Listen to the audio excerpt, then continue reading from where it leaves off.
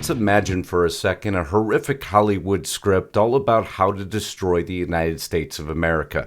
An evil supervillain hatches a plot to go ahead and uproot the very foundation of this great United States.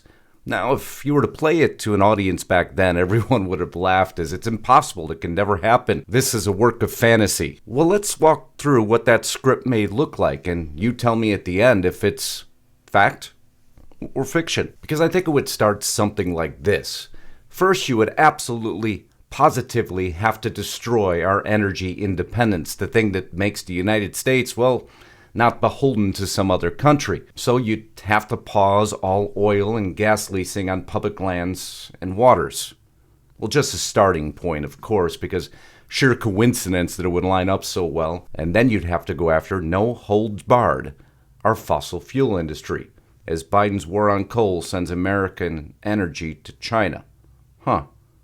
China and India are planning to increase their domestic coal production by a total of 700 million tons per year when we're rolling ours back. And if you were that evil villain, you would definitely have to cancel all access to our own fossil fuels. Biden cancels leases for drilling in pristine Alaska wilderness.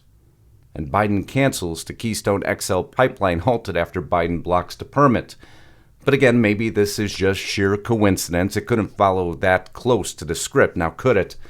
Biden to halt new fracking, oil leases on federal land. But if you were to eliminate those fossil fuels, well, you would drive up gas prices, and I guess we've all seen that happen now, haven't we? Then you'd have to go in a completely different direction if you were that evil villain. You'd have to assure that our money meant nothing. It was devalued entirely. You'd have to print it at a breakneck pace without having any basis to do so.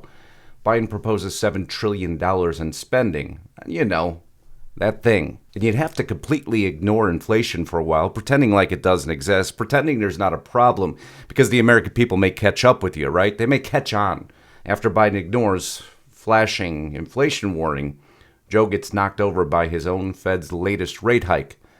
Man, the villain, overtaken by his own posse. I told you, it's almost something out of Hollywood. And of course, villains, they never benefit the people. So that action would have an equal and opposite reaction. It would raise the prices of everything you need on a day-to-day basis as prices are skyrocketing, but only for the things you actually need. Man, I wonder who's going to produce this script, because this is be reality now, can it? And of course, the evil villain, now they always bring people in from the craziest of places. They don't like necessarily any rules or regulations, and they definitely don't like being locked in. They don't like borders whatsoever. Biden's open borders immigration policy. Well, couldn't have been that bad, right? The results, what would they have been? 3 to 4 million new illegal immigrants in U.S. under Biden so far. Wow, it's almost like watching a scene out of Batman, isn't it? As chaos reigns supreme in Gotham. But again, there should be a departure between Hollywood and Washington. The script shouldn't be so closely aligned. Coincidence? Well, it's becoming a little bit more apparent that it's not. And of course, the villain needs an enemy, don't they? And the worst villains of all make sure that everybody's the enemy but themselves, as Biden declares MAGA Republicans enemies to the state. Well, now things are getting a bit more concerning. And then you'd have to assure there's no equal standard of justice, that the elite or the villain themselves is protected while others are not. The hunt is on. Hunter Biden's laptop report with evidence of sex and drug crimes sent to Congress. And lawmakers are now finally ready to investigate, but why didn't they do that before? And how come crime on the streets are on the rise and nobody says anything? So I guess in a Hollywood script, the villain is always protected, while the people are always the one who get the backlash. Similarities abound, don't they? But of course, as the Joker and Batman seem to were sticking with that reference, convinced the people that, you know, those police and everybody else, they're just not good. You have to come with me because I got free money I can throw everywhere and not ever let you know what the repercussions of that free money would be. And then I'm going to demonize the hero even worse. I'm going to put them in a trap to make sure that everybody thinks they're bad. Biden says MAGA most extreme group in recent U.S. history. Warns gays may face segregation. Oh, it's interesting. A divide and conquer technique appears now not only used in Hollywood. As Biden calls Trump and MAGA supporters semi-fascists, as Biden joins the claims of white privilege directed towards U.S. Capitol rioters. This is something that shouldn't be done. I mean, technically, if the President of the United States was to be the hero of the story, let's say, well, normally the job of the President is to bring people together and not to divide. But villains in Hollywood, they love to divide because that creates anarchy. That starts to destroy cities like Gotham. Or in this case, could it even spread across the United States? Because Biden can unify the country if he rejects cancel culture, but he's made no indication that he has ever done that whatsoever.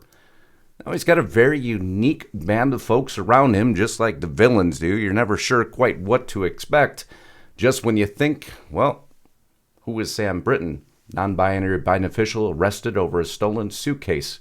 It appears crimes from within are now committed, as the script from Hollywood becomes much closer aligned with the script that some would call it coming out of Washington. And then you'd have to separate from everybody.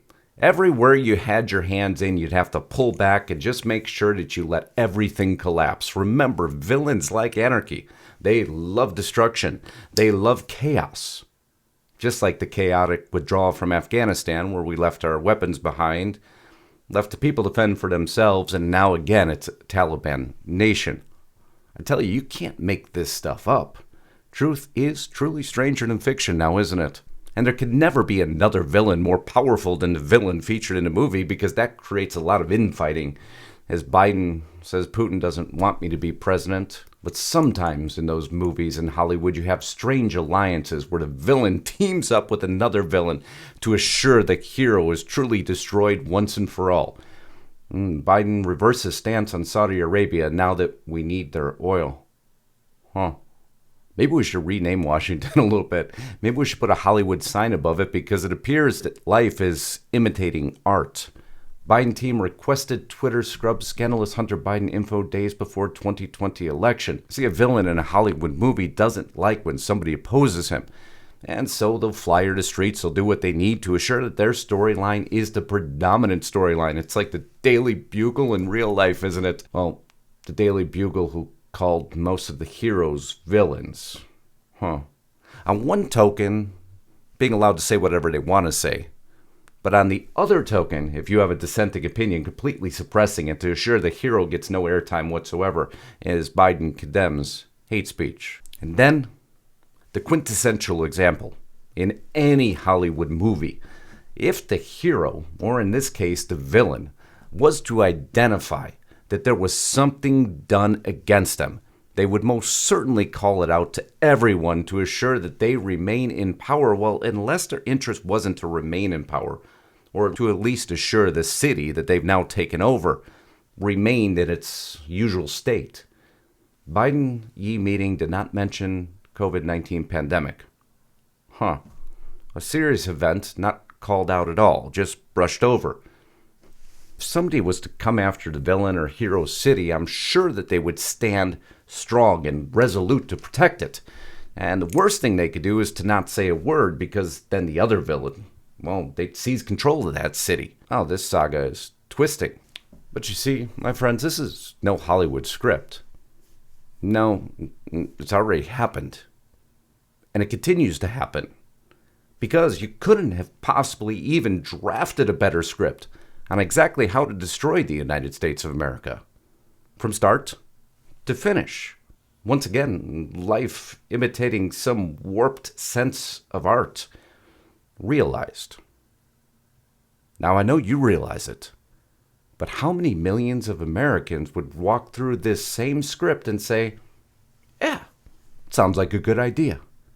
I think that's the right way to go. Well, we got to help them, to educate them, to show them that how each one of these moves is not the right way to go. Unless, of course, you just wanted to destroy the United States, step by step.